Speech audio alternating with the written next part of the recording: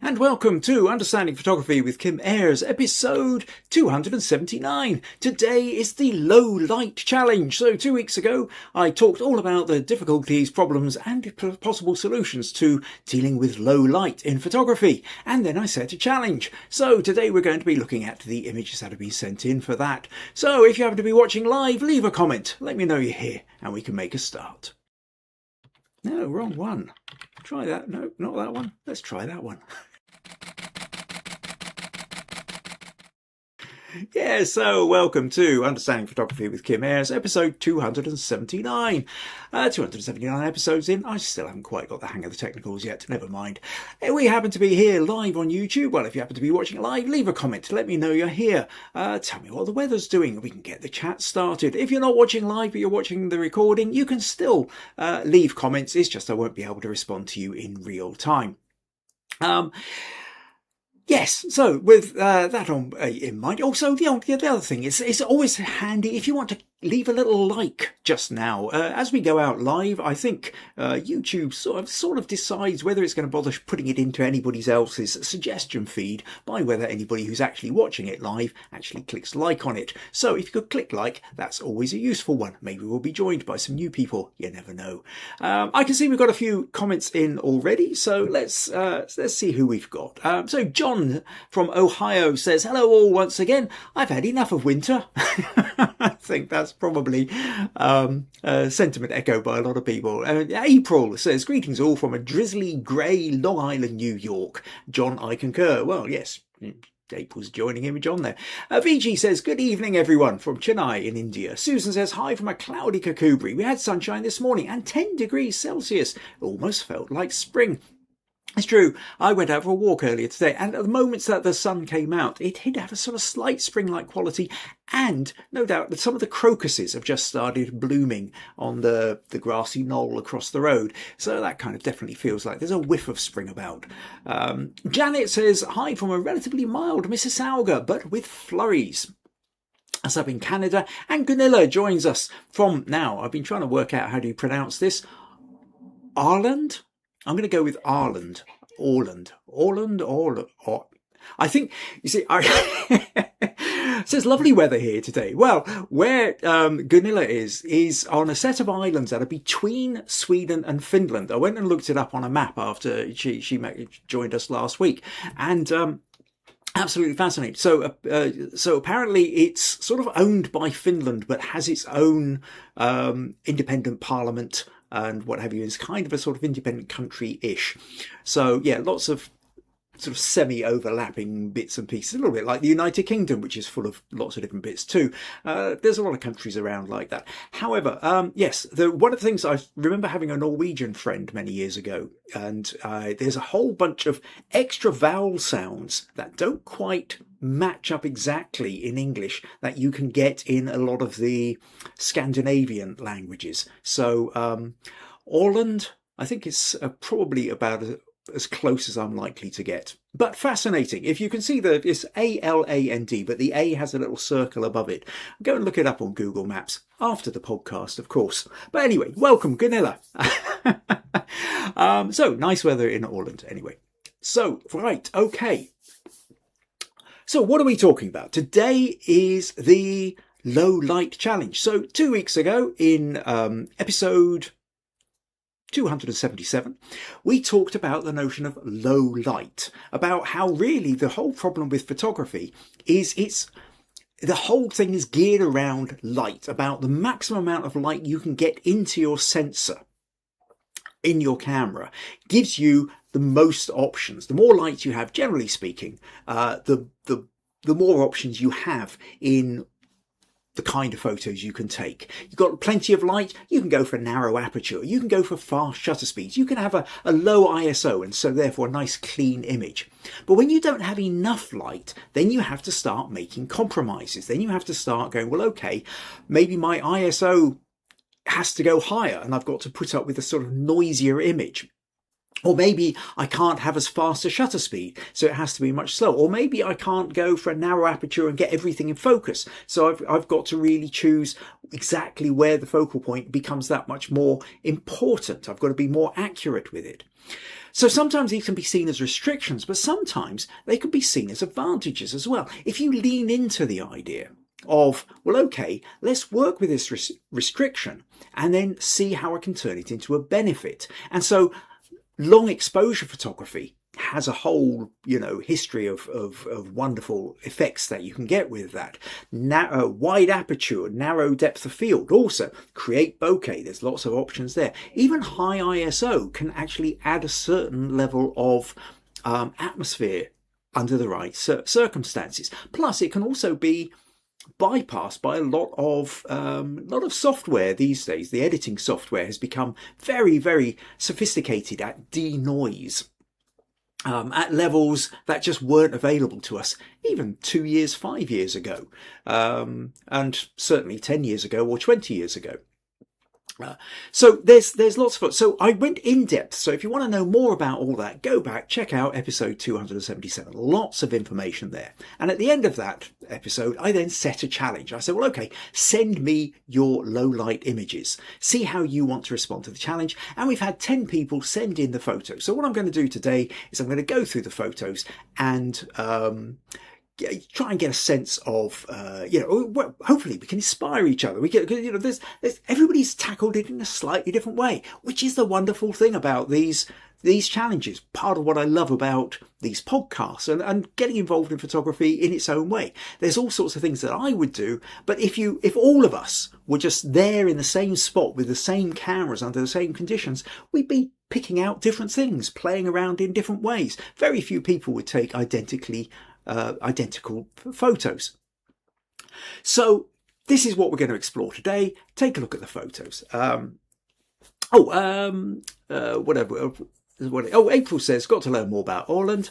And Andy's joined us and says, hello from Hertfordshire. Hi, Andy. Glad you can make it. Okay, well, let's make a little start. So what I need to do, first of all, is just tidy up my desktop a little bit over here so that I can then see it. Oh, right, I seem to have knocked a button which is making my mouse move at 3 times speed. Okay, there we go. So if I double click on that, click over there, and what we can do is we can go to our first image, and our first image is from Sandra. And Sandra says, I went to Birmingham Light Festival this week. This is Birmingham, UK, on Thursday with my nephew on Saturday. With my nephew on Saturday as part of a photo walk. On Thursday, it was raining, so most of the pictures I took there were with my mobile phone. On Saturday, however, it was a dry evening, and I took all my photos with the R5. That's a Canon R5, which is the same camera that I tend to use as well. This was an ideal opportunity to see how both cameras compared in low light conditions. I've looked back at all the photos I've taken, though I haven't completed the processing yet. I did experiment with the highest ISOs available on the R5 to see what Photoshop could do, but I think 12,800 is about the highest I could get away with. The iPhone did really well in most situations, but it couldn't cope with the really low lighting any better than the R5. Okay, so that's kind of fun. That's interesting. That what Sandra's done, and for that matter, actually, it's just worth saying. It's worth doing yourself. That these things are incredibly sophisticated, and very often what they're doing in low light situations is they're taking multiple photographs and then using the programs and the algorithms and everything to kind of blend things together. And so very often you can find that your phone can seem to get a better low light photo than your standard camera. But not everything is the same. Sometimes the phone photos will appear to be better at small size, but the moment you try to blow them up, you've then lost the detail and they just don't carry through with it. Whereas your phone, your big camera photo, your DSLR or your mirrorless camera might only give you a better result once you've actually managed to get in and start editing and cleaning things up and everything. So you're kind of, where is your picture going to appear makes a difference. But what I like about what Sandra's done here is she's gone out and she's tried and she's experimented. So she's gone to a light festival. One day she's using her iPhone. The other day she's using her Canon R5. And then she's sort of going back and comparing and seeing how they actually did. And I would recommend trying something similar yourself, just get into the habit of, even when you are out with your camera, periodically take a couple of shots with your phone as well, just to sort of see how they compare when you get back to looking at them on the computer. Meanwhile, back to Sandra's photo. And Sandra says, the photo attached is that one of my nephew putting his hand under the bright ideas happen here light installation, making him look like it's balancing on his hand. This is an ISO of 12,800, but I think it looks okay apart from the dark clothing where the grain really does show. And you're kind of right in that. So, if we look here, and it's presumably been cleaned up a bit as well, the noise isn't too bad on the face. Once you start getting down into the beard and the dark clothing, then it becomes really noticeable. Also, that notion of the kind of almost colour noise as well. If you're doing noise reduction, take the colour noise and slide that across as well. But yes, we've kind of got this sort of purple greeny stripe thing going on, which is what often happens at low ISO. High ISO. Anyway, she goes on, I am impressed with just how much Photoshop could improve the grain, and I'll definitely be using high ISO in the future. The information from the Low Light podcast was really helpful, and I'll keep practicing until the dark evenings disappear in spring. Well, I'm glad it was really useful. I mean, I think ultimately this is a fun idea, Sandra. I remember back in the days long before digital and what have you, sort of trying to do this thing with the kids where you'd have one of the kids in the foreground with their hand out and one of the kids in the background trying to make it look as though there's a small child, a small version of them standing on the hand looking at the big face. It's a kind of fun idea. It's very tricky to pull off. At a quick glance, it works. Obviously, though, at this point, when we look at it, we can see the thumb in front of the picture. So what this has is less of a sense of the giant bulb sitting in the hand and more the sense of the playfulness of it, that that that's what you're trying to do. And so I think in that sense, this photo is designed as a kind of a fun memory of you and your nephew together playing around, rather than necessarily a kind of a convincing narrative, if you like, of anything more than that. But that's okay, as long as you're clear with what you're doing. So thank you for sending that one in, Sandra. That was, it was a good start. What have we got? Oh, Viji says, wow. And April says, creative idea. Right. Okay. So, Meg's joined us as well. Says, hello, everyone. Okay. Next then we have Gunilla from Åland. I'm going to keep, I apologize now, Gunilla, if I am just absolutely, trashing the sounds here. We would need to sit down together probably for hours, constantly just going over it before I probably get a convincing version of it. Anyway, so some of you may remember Gunilla joined us last week, but she's already taken on board and sent in an image. So Gunilla has sent us this one for the low light challenge, and she says, I went out after dark and walked to a couple of places to take photos. It's been a while since I photographed at night, so I wasn't sure how it would end up. I captured these pictures with my Nikon D750. I had a tripod and a remote trigger, ISO set to 500, aperture to 4.5, shutter speed set to bulb. Now the thing about you setting the shutter speed to bulb on most DSLRs or mirrorless cameras is what it allows you to do is essentially manually keep it open. Okay, because normally you would set your shutter speed to 2 seconds, 5 seconds, 30 seconds, whatever you want to, there are certain manual settings you can go to. But if you put it on bulb, you essentially, and if you've got a remote release, you hold down the button and you click it and hold it in place until you're ready to switch it off. So I've done that kind of thing with astrophotography before now. It's a way of getting much longer exposures sometimes. But without using presets, you're then having to kind of experiment a little bit to kind of judge how it's going to work best. Anyway, she goes on. I was photographing a flower shop across the street and a teenage couple came towards me and the boy asked what I was doing. I explained to him and then he asked if I could take a photo of him, which I'm very happy to do. I'm a very shy person and although I love street photography, I don't have the guts to ask permission to take photos of strangers. Therefore, I was very happy that the boy asked me. And this is true. I'm exactly the same. The idea of just going up to a complete stranger and saying, can I take your photo? No, I just can't do it. One of the things I have found though, sometimes if you're at certain festivals, festivals, like music festivals, I've found really, if you've got a camera, especially if you've got a big camera, people tend to come up and leap in front of you and expect you to take that photo.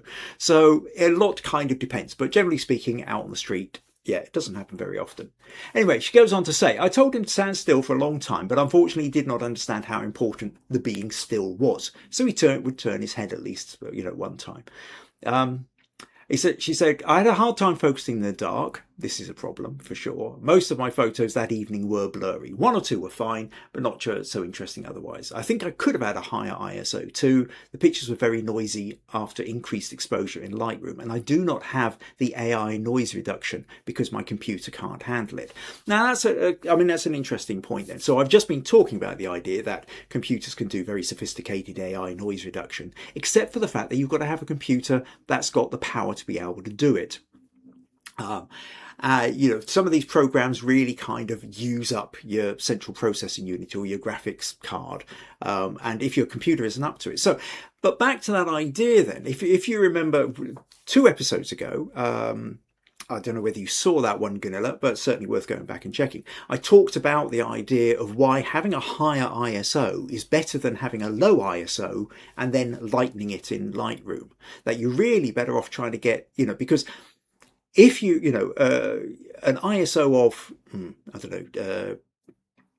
6,000 is better than an ISO of 2,000 then lightened up. Because when you have a low ISO but you lighten it, you end up with even more noise. Although a high ISO does give you noise, you end up with more noise if you're trying to make it lighter. So in a way, you're better kind of having a slightly higher ISO and then coming back than you are having too low an ISO. So on something like this, if you're out in the dark and you've only got a 500 ISO, almost guaranteed you could probably have gone higher and it may well have helped. So fun photo, but what Gunilla actually did as well was she showed me, she sent me the original as well. Here's the raw file. And what we can see is that, within that, we've got this very bright sign in the background, which of course is catching the light. It looks like car headlights or of some kind over their brake lights. The boy himself is much darker. So we can see then that she's done various work to kind of brighten him up.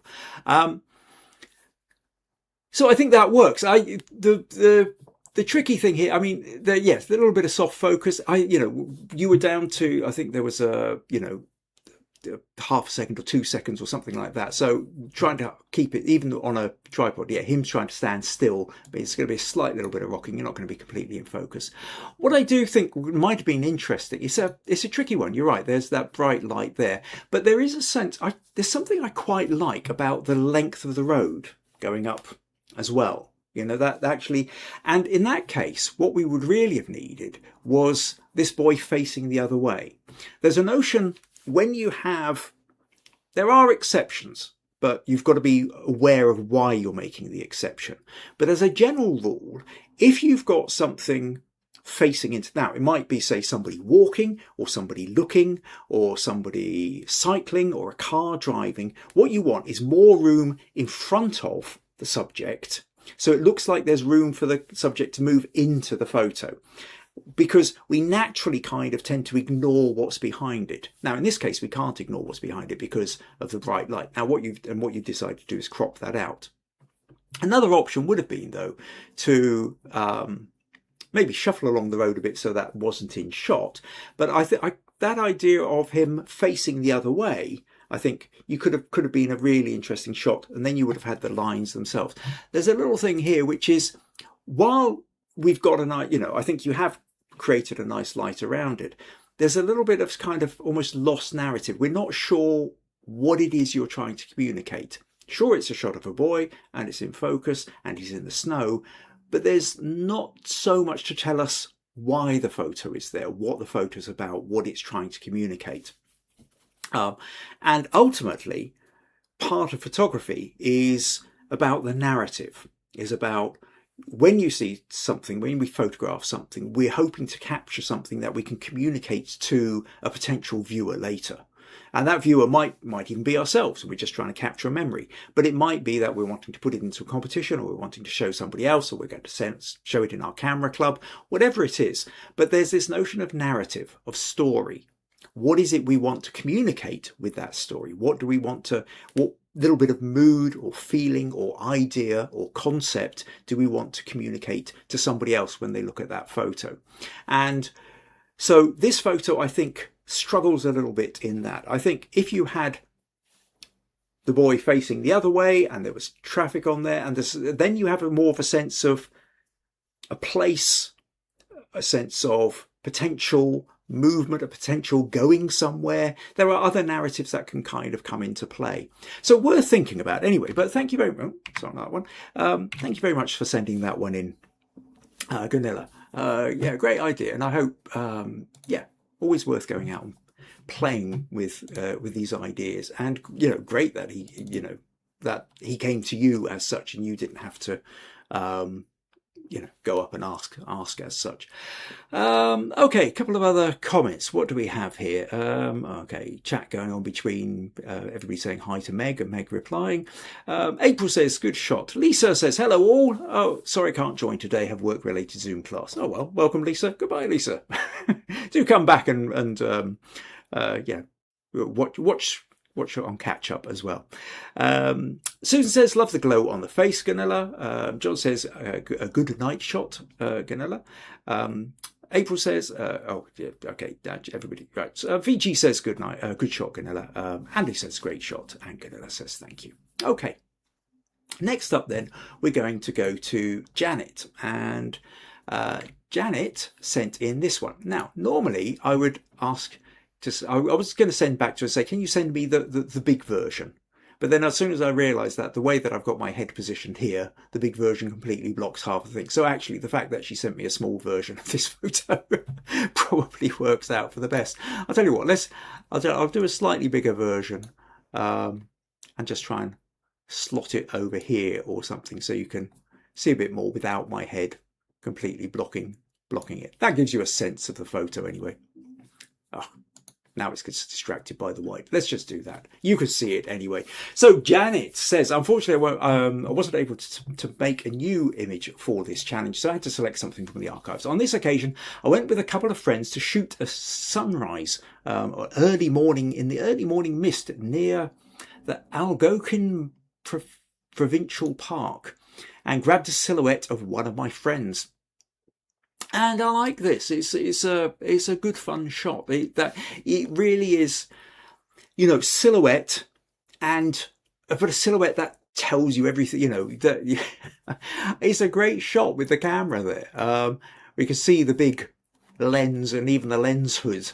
That the pose of the photographer. I said, there's a little bit of water down the bottom there, but certainly the mist all around it, and a little bit of trees in the background as well. It's a fun shot, this one, Janet, I think. And to go back to that point I was saying to Gunilla earlier, is the idea that you've got space in front of, you know, you're shooting into the picture. Now there's quite a lot of space here, and I wonder whether, you know, and your silhouette does feel very, very pushed up against the side. I think maybe a fraction over to the left, a little bit more. You don't have to go complete rule of thirds and stuff, but a slight little bit of nudge might have made a little bit, or rather, you know, obviously he can't step forward, but if you just turn the camera to your right, just a fraction, I think would have just made that perfect. But yeah, nice shot. Or even you stretch it out a little bit more, pull it down a little bit, do the full cinematic. I think this could work quite well with a cinematic crop if you could go a little bit wider with it as well. There is that sort of sense of something happening with it. So yeah, fun shot there, Janet. Thank you for sending that one in. Where are we? So Viji says, whoa, Janet, loving it. April says, love this shot, Janet. Janet says it's an old image, so the full-size image isn't easy to find. Yes, one of those problems, I know that. And Susan says, love a silhouette, Janet, well done. Right, yeah. So, next up then, we are going to go to Marilyn. Now, where was, let me find Marilyn's photo.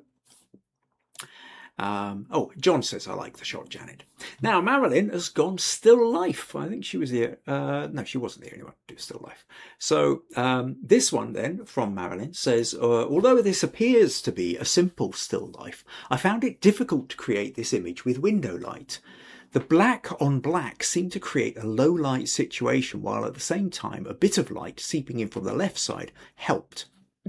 But I also created unwanted reflections on the glass. I ended up with 1/8 of a second at f10 while using an ISO of 500, and I did clean it up in Photoshop. So yes, yes, you've got, you know, red wine, dark bottle, black background. And if you are you know, and then you've got the glass with the red wine, and the red wine, of course, because it's quite low light, has got this kind of, as you say, black on black. But then when you're doing drink as such, you know, bottles of wine and things like that, essentially where you're getting your definition from is the glass and the reflections. But it's a tricky one because it's trying to find the right balance here. Because what we can see is if we look here, we've got reflections of the windows and everything else. So sometimes the reflections can enhance, and we need a bit of reflection, otherwise we can't actually make sense of what it is we see. But at the same time, if you have the wrong reflections, they can end up detracting. And these reflections are okay. There's a nice, you know, light edging up the bottle here. But there's a sort of slight odd thing with the light coming in from the left here, and then all this space to the right. The way you've positioned this is to make it feel like, to go back to that notion of whether it's Janet's photographer or whatever, is you almost feel like, okay, it's kind of like we're looking to the right, in which case I think it might have been more interesting if it was lit from the other side.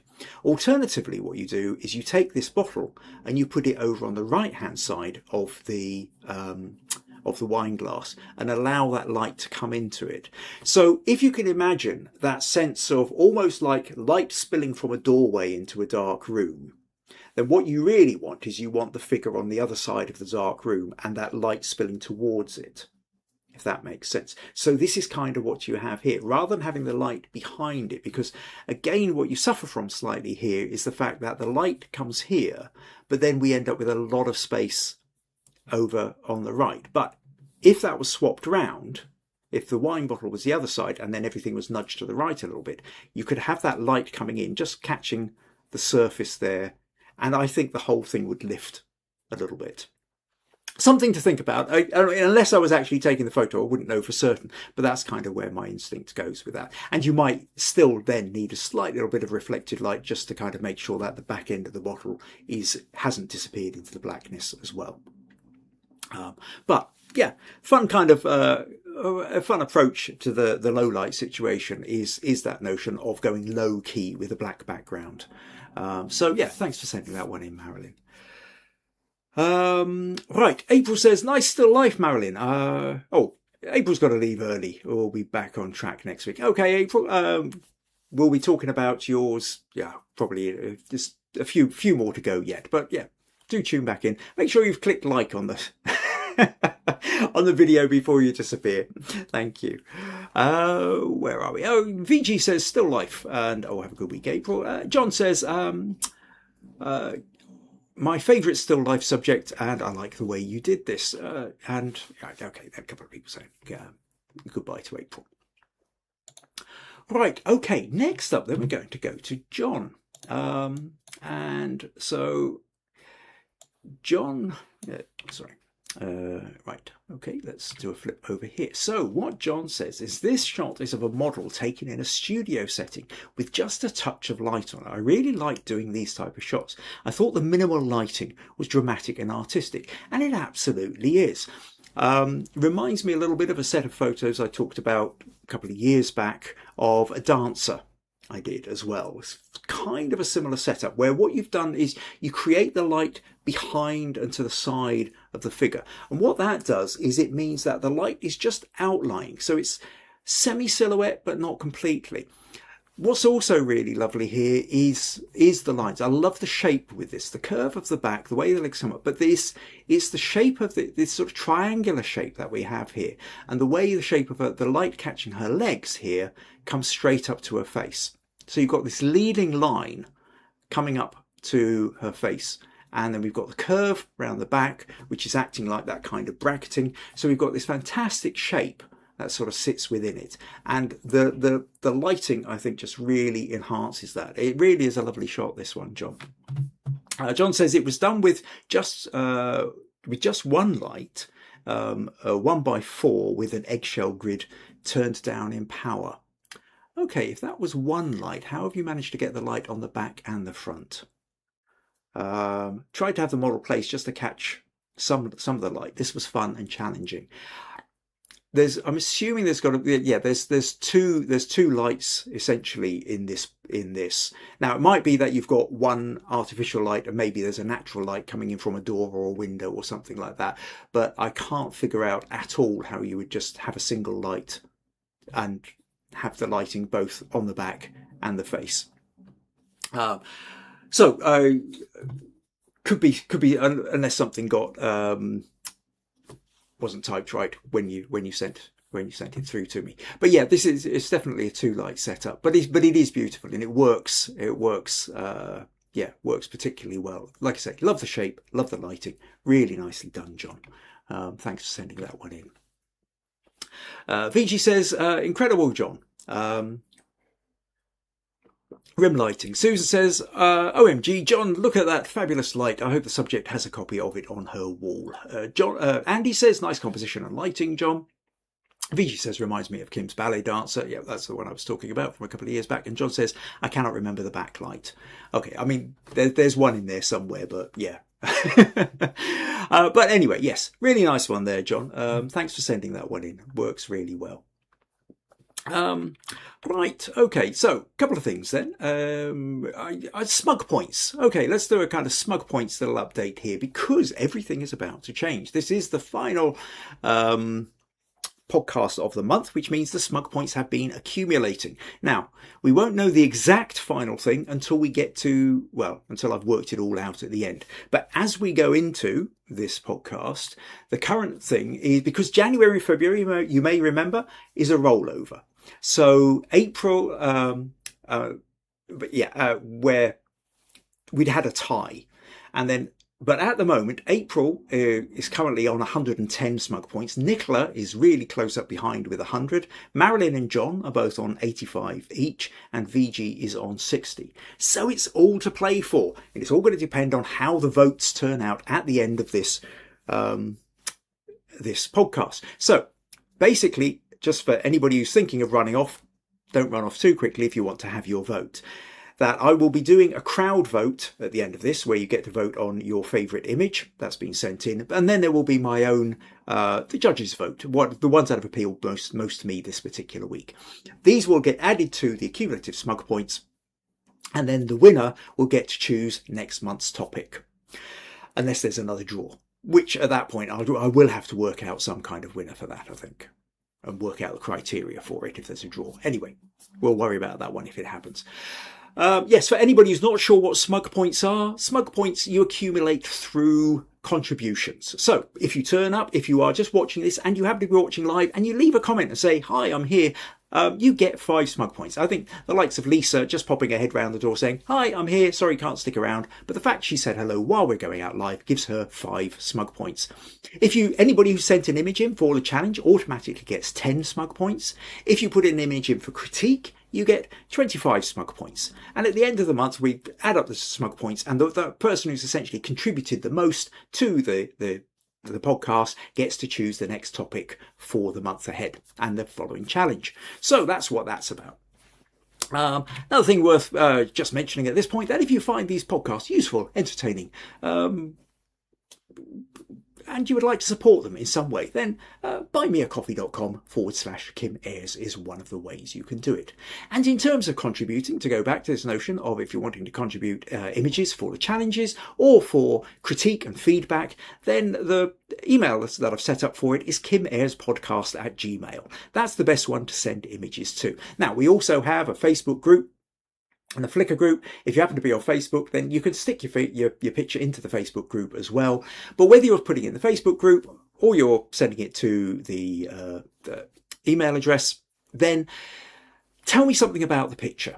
Whether for the challenge, it's always fun to get a little bit of background, but certainly if you're putting in an image for feedback, next week will be a feedback session, then tell me about the picture, tell me what your sticking points are, tell me what you were trying to achieve with it, tell me, the more information you can give me, the better I can help you with that photo to either improve the photo or to improve your understanding of how you might have taken the photo differently. And without doubt, feedback is one of the most powerful ways you can improve your photography. So make the most of it. There's not many places around where you can get a professional feedback for free, but this podcast is one of them. Right, okay, where are we? So let's move on then. So next then, we are going to go to Andy. Now, let me just click, no, not that one. There we go. So this is Andy's contribution, and Andy says, herewith my submission for ye low light photography theme. This is the Knights Errant, Homeward Bound. A night shoot with an off-camera flash and softbox. Oh, what a fun idea. I love this idea. So we've got the night, and what a costume. I mean, this is an outfit and a half. I've seen some reenactors of all different periods, but this one really kind of is such a great shot. What a great set of armour, this one. And he's got the beard under the coif and what have you. Also, fun little bit, just sitting in the bus shelter. The idea that a knight is then going to, the horse wasn't available, so I had to get a bus home. It's kind of fun. Even things like the little aged 25, get a half price bus travel card in the background is kind of fun, and the few stickers. So this is a fun one, Andy. I do like it. Now, but however, there is something here that I kind of want to. This is a tricky one, Andy, because you're an amazing photographer and I respect you, and very often you choose particular crops and looks and what have you that maybe I wouldn't choose, but I can still see why you've done them and actually like them or maybe prefer them to the way that I would have done it. With this, though, I can't help consider that the idea that the crop to me just feels slightly wrong. It's not so much the crop, it's actually where the angle is. Because there's a lot of space. There's, over a third, nearly a half the space above the head. Whereas you've cut the feet off. And without a doubt, I just tend to feel if it was just down a little bit or tilted a little bit and you had his feet in and maybe slightly less from the top, I can't help but feel that this would work better. Now, I'll show you what I mean. And you're still free to completely disagree with me with this, Andy, as anybody is with any suggestions that I make. But if we take this photo, and I'll just have to use Generative Expand because I want to try and put the feet in. And what we do is, you see, this is kind of what I'm thinking. Now, slightly aware here, I don't want to take out that aged 20 to 25 bit. I quite like that, but I also do want a little bit of feet in. I mean, I'm kind of tempted to do sort of something like that, right? Give or take a little bit. And now I'm going to use Generative Expand. What this should do, hopefully, is just stick a pair of feet in and a little bit of the floor as well. Probably not an accurate floor because you would imagine it would have been a... Oh no, that's got a little bit of ground. Mind you, the boots, obviously, is not gone for the night boots. Oh, I love that. There's Generative Expand for you. You have somebody in full night armour and they've given you a pair of soft shoes.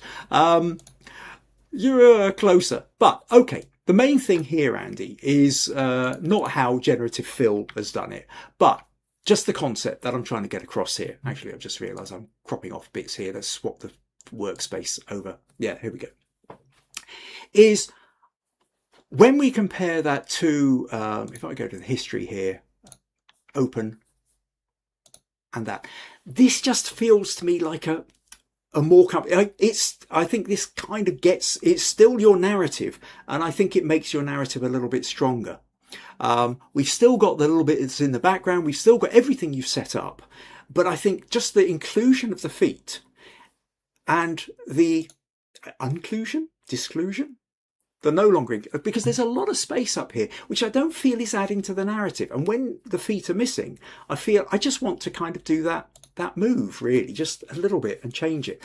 Now, interested on your opinion on that, Andy, because, you know, it's one of those things, you know, I massively respect your photography and the way that you do things, you know, but I find myself drawn to this. And so, but I also know that you don't make your decisions lightly. So if there's a strong reason why you've done it the other way, I would love to know. Genuinely, that's not, you know, so there's a thought anyway.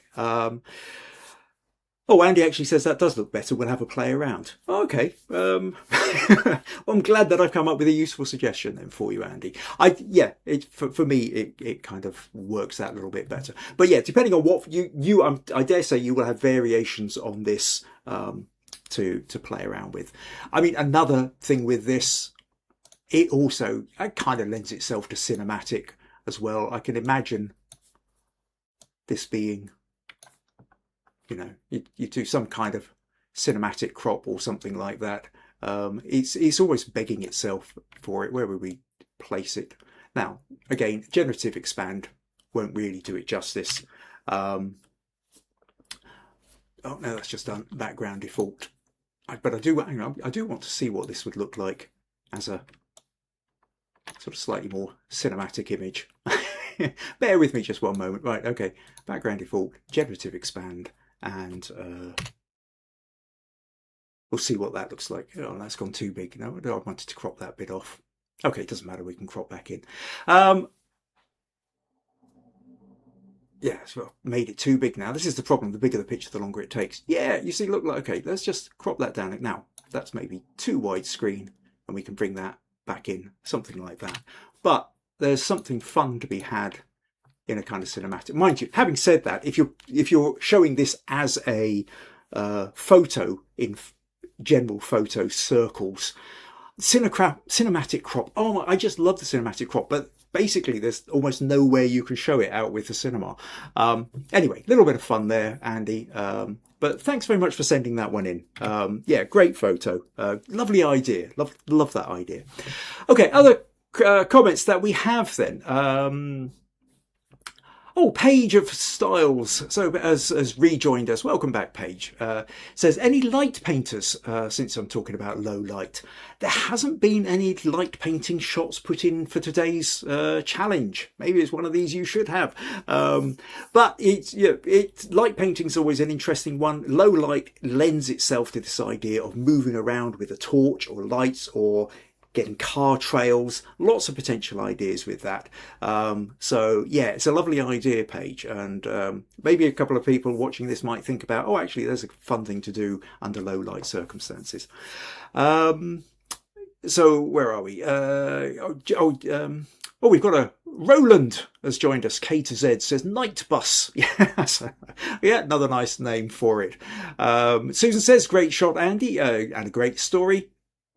Oh, what versa, says great. Oh, I got a couple of new people joined us as well. Where are we? Janet says, I considered a light painting image, but didn't choose to submit those ones. Yeah, this is it. You're just putting the one picture in. Which one do you decide to go for? John says, what an interesting shot. A night at the bus stop. Wow. Robert's joined us from a sunny and soon to be hot North Texas. Quite a bit of envy, I would think, from plenty of people there about a nice bit of warmth, probably apart from Viji. Viji says, good shot, Andy, good story as well. And Viji's asking, well, how hot will it be in Texas? Whatever C says, hi, Meg. Okay, do you know Meg then? Okay, I don't know what your handle is. As Meg's father, should I know? Andy says, yeah, okay, that does look better. We'll have a play around. Robert says, definitely think the feet add to the story. Paige says, the whites of the eyes without a catchlight are bothering me. I like the composition. Wish the talent was behind the age box. Wish the talent was behind the age box. I'm not entirely sure how to read that, quite what that means. Well, Robert says it'll be 27 degrees on Wednesday. Wow, that's warm for this time of year. Okay, again, Viji says 27, that's not hot, it's cold day here. Of course, Viji's in southern India. Yeah. Oh, Marcy's joined us and says, good morning all, apologies for being late. Glad you could make it along, Marcy. When we get to the end of this, you can go back and watch at the beginning. Right, okay, yeah, just a quick little, actually, yes, if you could, just for anybody who's watching now, so we have a few people, you want to click the like on the, that always helps the algorithms somewhat as well, so, yeah. As long as you're liking it, if you're not liking it, just leave it alone, doesn't really matter. Paige says, age equals box advertisement about the age range. Oh yes, okay, so, shall I tell you what, I'm just going to have to stick that photo back up and get a sense of what it is you're meaning there. Okay, so we have this here. So what was Marcy saying? So Marcy's saying about not having a catch light in the eye. Actually, if we move in, there is a catch light in the eye. So that, but it's just that when it's that small, you're maybe not noticing it so much. Wish the talent was behind the age box. So we've got the age bit there. So what are you saying? Age box, the advertisement above the age range. Okay, so that, I mean, ultimately that's there. I'm not quite sure how you could have rearranged that. The only other option I think would have been to shuffle maybe your light right or left a bit if you didn't want it kind of coming out of there, to the right of it. Okay, so if you shift, right, so if you, what you're talking about then is moving the box to the, well, or the, move the light over to the right a little bit, I think. And then he would have been in the space. Okay, right, another suggestion for you there, Andy. Right, so next up then, we are going to go to April. And April says, this submission is for the low light challenge of a heron in a pond with just my car lights facing it. I use my camera, which is better in low light quality, but does not have a good telephoto capability. It has a painterly look because of this problem. And yeah, interestingly, this crops up a little bit later as well, is when you go very, you know, when the quality really isn't there, you've just not got as many pixels. It sort of stops looking like a photo and can sometimes look much more painterly. So this heron is caught in the headlights. I think the fun, I can see what you're trying to do here. There's a lot of potential in it. The reflections is just a mirror smooth piece of water. And the, you know, there's lovely reflections. But yeah, the highlight, interestingly, the reflection is better exposed than the actual heron itself. The heron, you've got the blown highlights, but because the reflection is slightly darker, we've got fractionally more detail, less blown highlights in that. I think this is one of those photos where I can see the potential, but ultimately the quality hasn't managed to pull it off and deliver in the way we would want it to. It's a nice memory shot. It's a nice shot of being able to go, oh look, there's a heron, quick, grab the photo. But it's never going to be one of those that's going to kind of, you know, be up there winning the camera club competitions. Lovely idea, but I think you've still got to go for things like this. You know, when you see the opportunity, you take the photo, and then maybe at a later point further down the line, if you happen to have, you know, better equipment on you or something, you can then really nail the photo that you're after. What's Paige saying? Sadly, I don't speak the King's English. I'm American. Not many people speak the King's English, not even those in England. Right, okay, never mind. Right, so next on then we're going to move to Viji. And oh, now Viji sent in this one, another still life here. Oh, Marcy says she very much likes the heron photo. So Viji has sent in this really, it's so full of texture, this. If you could have put this in for the texture challenge last month. You know, we've got this fantastic, looks like a kind of carved wooden vase. Then we've got this cloth that goes around here. Then we've got these kind of cones or wooden. And then we've got sort of petals. And then we've got the soft grasses in the background. Multiple textures in that. Very soft, low light on that. Maybe I think you could lighten it a fraction. I shouldn't be doing critique in this, but I'm aware of this, that if you go to the levels with this. See, there's a great big gap over here. And whilst the low light is actually part of the feature of this, I think you could still light it a little bit. If you just see, if we look at the histogram over here, it's all in the darks and the lights are missing. So if we take that and we just drag it up a little bit, something like that. We don't want to start dragging up here because we blow the highlights. But if we look down here, we're kind of just looking at the edge here. Just a touch lighter, just gives it that little lift. Works well. And then perhaps, because it's a phone photo, it's quite long, but most of the stuff's happening up here. I think you could probably crop it somewhere about there. And actually it maybe sits quite a bit nicer. And then, what am I thinking? I'm also wanting to go slightly, let's just do just slightly to the left as well, perhaps. Just give a little bit of space. The way that it curves, I just feel like I want a little bit of space to breathe here. It's now doing generative fill, which I didn't really need. All right, I think Generative Expand. Yeah, all I really needed was content aware fill for that. But anyway, but you can see that. And I think, do you see that? I've not actually changed the content of what you've put, just kind of changing the layout of it and lightening it a little bit. And now I think that kind of sits really nicely. But I love the texture in this Viji. It's really nice. Okay, so well, it's all very well me doing this, but what did Viji actually say about this picture? Viji said, someone presented me with a dried flower bouquet a few months back and it came in handy. They were beautiful and I used them to take photos for this challenge. I darkened the background with a black cloth and placed it on my exercise bike and used an external LED torch. We covered it with paper and shot the photo. Okay, so that's an interesting one. So what you're doing here is, do I have a torch? Okay, so if we take a torch, and the torch itself, just to show you, is going to gives quite a hard light and what have you. But what you can do, and what Viji's done, is she's got a piece of paper. Now, obviously I'm just looking around, what kind of paper have I got? What ideally you want is a thinner piece of paper. Have I got any thin bits of paper? You know what, a little receipt even. What about a... The thing is that, okay, if you shine the light on my face like this, you know, something like that. But if I put the, yeah, don't know, can you? You might start to see a little bit of extra light on the side of my face here, which if I remove, you know what's happening? Part of the problem here is the auto exposure on the webcam isn't going to show. And besides, this paper's too thick. But a little bit of tissue paper. This is a little trick worth having sometimes, that if you've got a hard light like a torch or something like that, a bit of tissue paper actually just kind of more or less slightly in front acts as a diffuser, a natural diffuser, and you can soften and get away and not have those hard shadows. And so if you go back to here, there is a kind of a lovely soft light quality to this, even though it's low light. The shadows aren't too hard. So oh yes, so Susan says old-fashioned cigarette papers work well in front of a light.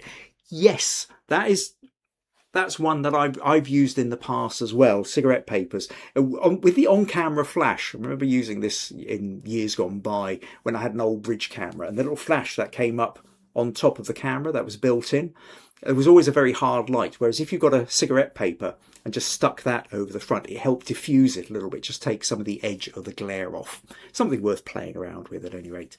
Marcy says paper towels, tissues or toilet paper work well to diffuse. Yes, absolutely. Right. Oh, and a couple of people, Susan and John, are saying a really nice still life there, Viji. So yes, thank you for sending that one in, Viji. Rather lovely.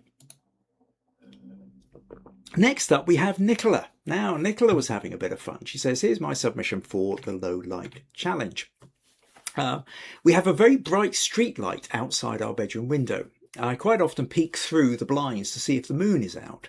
And on this occasion it wasn't, but I like the concept of the idea of peeking through the blinds with the moon. But the moon wasn't in the shot, so I felt it needed something else. I popped the moon in from the same location at another time, see attached shot. So this is Nicola's final edited shot, but this is the original. As you can see, in this one, she's, as well as brightening it up, she's got a moon in there, except for the fact that the moon wasn't in the original. So she took a shot of the moon. This one's from out the window, and then has photoshopped it just to give a little hint of it afterwards. She says, in the absence of my big camera, I'm still using my phone, so technically it's a selfie. The quality of this isn't great, I'm afraid, but I do hope the concept comes across. As I type this, I don't think there's enough of the moon to add to the story, but I'm running out of time to fix this, so I might have to recreate it when I have more time. I mean, I think this is a lovely concept, and I really do think it is a great, and I think, you know, a bit of moon in there. And then we've got light coming through. We naturally start to assume that she's lit by the moon, even though actually the moon is just slightly around the corner. And she's lit by the street light. But I think I love the stripes across the face. I love the idea of it. You're right, though, taken with the phone, the quality isn't there. And a bit like actually April was saying with her Heron, what ends up is you end up with a very painterly quality to it. It does kind of feel more like daubs of paint in a way, because there aren't enough pixels for it to make it feel like it's actually a photo. You know, we don't have to zoom in very much to sort of just see how noisy it is. But this is part of playing around with the phone. But I think the concept's a great one. I really do like the concept. And so what I would consider with this is the idea of almost like a kind of a thumbnail sketch kind of thing. This is an idea where you go, well, it's proof of concept. Does the idea work? So that when I've got slightly better conditions where I can get a better quality version of the photo, is it worth doing? And in this case, I would say definitely yes. It feels full of narrative, full of story, full, you know, you can take so many kind of layers of interpretation into something like this and sort of build a narrative around it. So yeah, lovely idea. And I think with the equipment that you've got, you've done a good job, but ultimately the quality isn't there to really be able to take it, you know, for, you know, like I say, if you're putting this in for competitions like Camera Club or something like that, it couldn't carry it, but it's a great idea. What have we got? Yeah, Susan says, clever work, Nicola, love it. Marcy says, great concept. However, my OCD must point out that the shadow angles do not match the light source. Apologies for being a dad. No, you're absolutely right there, Marcy. It is one of those things, and it's, you know, where I said like the problem with the moon being around the corner. It's something to keep in mind that you can, I mean, I've often done shots whereby I'm using a false light. I've got a light coming from somewhere else to emulate, but you're only, say, seeing the candle light or a different light, and you are naturally assuming they are lit by the light that you can see. But there's a limit to how far you can go with. You've got a little bit of leeway because it's a flat image. People don't have three-dimensional view. The photo, we are projecting a three-dimensional image onto a flat image. So you've got a bit of leeway to fool the eye. But there is a limit to how far you can fool the eye. And if the light source is too far around, and in this case, the light source is almost 90 degrees to where the shadows are falling from, then you can't, you're right, it doesn't quite match up. So you'll know how to play around with this, Nicola. Maybe, you know, just changing the angle a little bit, just putting the moon across somewhere else. Finding other ways of getting around that. But the concept is great. Like I say, consider this to be like the equivalent of a kind of proof of concept to go, okay, I can see how this is working, worth taking it further. But actually, there is that other point that Marcy makes, and which it makes me cringe all the time, is people who are doing sky replacements and not doing it very well. Now, sky replacements, there are podcasts in the past where I've shown you how to do it. But one of the things that's always really important is to make sure that if you are replacing the sky, because it turns out the sky wasn't what you wanted for the image that you've got, it has to match up with the foreground. Nothing looks worse than, well, there are things that look, okay, very few things look worse in photography terms than having a sky that just looks falsely planted on. And I keep seeing pictures of, say, hayfields where the sun is in the background like it's a sunset, but the shadows are going off to the side, and it just screams out to me that it's a poorly replaced. If you're going to add anything to a photo, you have to add it in a sympathetic way so that people don't notice it's been added. The editing shouldn't be noticeable. If you're noticing the editing, you're no longer noticing the narrative. And this is the really important bit. To go back to what I was saying to Gunilla right back earlier on in the podcast, we are trying to convey an idea, a thought, a mood, a concept when we create a photo and show it to somebody else. And if instead of conveying that mood, what's being conveyed is poor editing, we've lost it. We failed in what we were trying to do. So always worth keeping that in mind. Right, okay, let's move on then to Nadia. So the final image, then we will do our voting, and then I'll tell you all what's coming up in the coming month. So Nadia sent in this one and says, this was a light bulb on an iPad with a colourful geometric pattern on it. I put the camera level with the bulb so the iPad screen would not show in the picture. And the only bit of the iPad screen that's showing is just a little, or actually it's just reflecting, a little bit of reflection there. So this is a really nice colourful image. I've seen this kind of thing done before to great effect, and it does work. But there is one thing here, Nadia, where you have committed virtually a capital crime, which is the use of the border. What you have done here is we've got a bit of black, we've got a white line, and then we've got the black. You've created a border around it. And we've talked before about this. Yeah, so we're getting a little wrist slap, but it's okay. I understand why you've done it. This kind of thing works well when you print it. When you print it, you've got plenty of space, and what you do is create a little border around it, draws your eye to it. However, this isn't printed. This is on the screen. And on a screen, we've got limited real estate. We've got a limited number of pixels that we can show our image. Okay? And when you shove a false border onto it, you are restricting the number of pixels even more. Why do that? Absolutely, why do that? We don't want a small version of an image. We need to make our picture as big as possible within the limitations that we have. So essentially, you could have just made it slightly bigger. Zoom in a little bit more, something like that. Take out the white bits on the end, and you then have more of this wonderful picture for us to view and to enjoy. Whereas by putting the line around it, you've kind of restricted it. There are times I've seen people do this, sometimes in some of these kind of online photo, things like ViewBug, for example, or Guru Shots. In Guru Shots in particular, you've got loads of pictures on a screen, and sometimes putting a little border around it is trying to draw attention a little bit more to it. But I still tend to think that what you've done is get rid of the border and make the picture a little bit bigger. You want to on a screen, especially where, fine, I'm looking at this on a great, nice big monitor, but a lot of people are only looking at it on a phone, in which case you've taken what's a small picture and made it smaller. So keep that in mind, Nadia, that certainly for anything that's just going to be shown on the screen, I really would advise against the idea of putting a border, because it's just wasting your opportunity to really get your message across. Hope that makes sense. What else do we have? Susan is saying, clever work, Nicola, love it.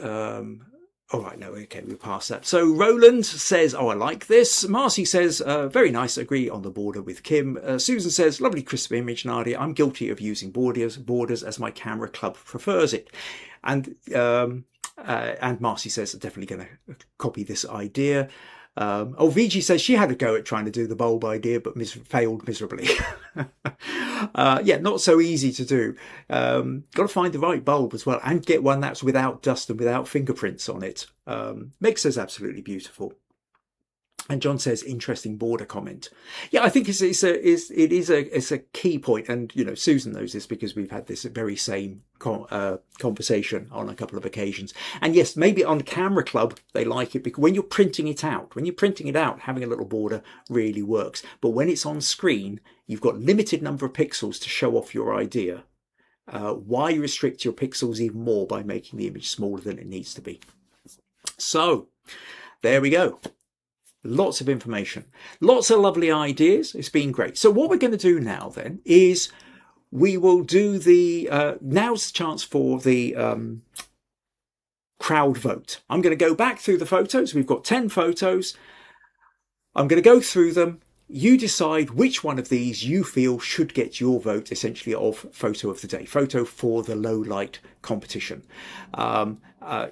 wait till they've got all gone through, and just one though. You are only allowed to pick one. If you write down 3, I will just take the first one that you've put. Okay, so let's see. So have a think about this as I go through. Decide who it is you want to vote on. So photo number 1 was from Sandra. So Sandra for this one with at the Light Festival with her nephew. Photo number 2, so Gunilla. It's Gunilla's with the boy in the snow. Photo number 3 is Janet. So Janet has done the photo with the silhouetted photographer. Next up is Marilyn. Marilyn has done the still life with the bottle and glass of wine.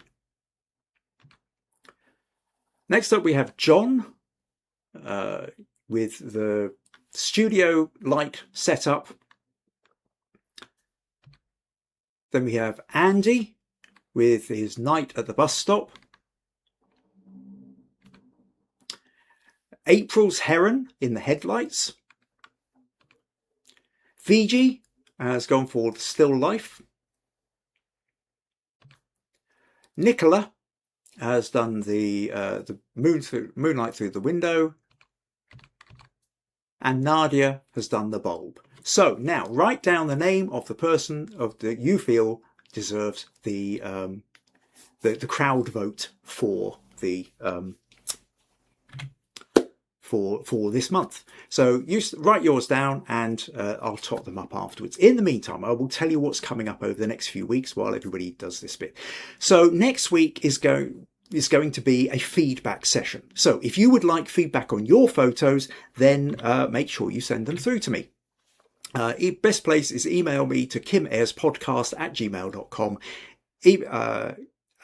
I've set that up. Now, if you want to send it to my ordinary email address, that's okay. If you want to put it in the Facebook group or in the Flickr group, that's okay. But if you're doing feedback, ideally, if you can email it to me, and if you can, email me an unedited version as well as the edited version, either an unedited JPEG, or if you have the raw file, send me the raw file too. That gives me maximum number of options to be able to help you with how it might have been edited differently. So next week is a feedback session.